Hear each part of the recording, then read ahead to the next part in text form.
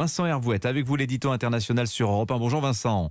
Bonjour Dimitri, bonjour à tous. Oui, le monde sous le choc depuis hier à la vue de ces images des partisans de Jair Bolsonaro envahissant le cœur politique de Brasilia.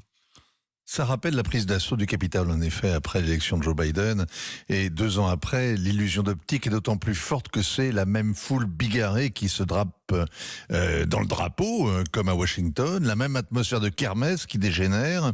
Ce n'est pas le peuple en armes, mais le peuple qui brandit son portable et filme les saccages, et la même police débordée qui reste passive, elle aussi fait des selfies. 3 heures d'anarchie, et partout le monde, le même commentaire indigné: la démocratie est en danger, un symbole profané, c'est inacceptable. La gauche s'indigne et prétend que les fascistes n'acceptent jamais de rendre le pouvoir, quand les manifestants, eux, s'indignent et prétendent que l'extrême gauche leur a volé l'élection. Ces slogans, ce précédent américain n'explique en rien la crise qui secoue le Brésil depuis le gigantesque scandale de corruption Petrobras il y a 8 ans. Le règne de Bolsonaro n'a rien réparé et la prise de fonction de Lula la semaine dernière a aggravé encore la polarisation du pays. Mais la condamnation de Lula, Vincent, elle a été annulée par la Cour suprême. Il s'est représenté à l'élection présidentielle et il a gagné, il a été élu. Oui, mais une condamnation annulée pour vice de procédure, ça fait pas un innocent.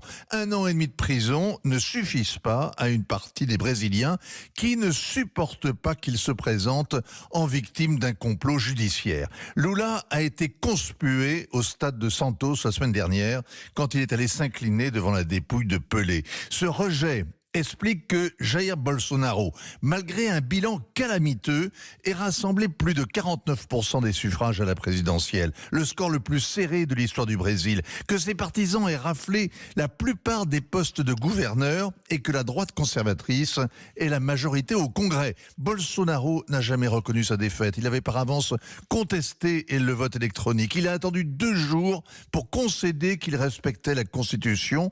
On ignore ce qu'il a négocié en échange. Il n'y a pas eu de passation de pouvoir. Il a choisi l'exil volontaire aux États-Unis et cette nuit, il a rejeté toute responsabilité.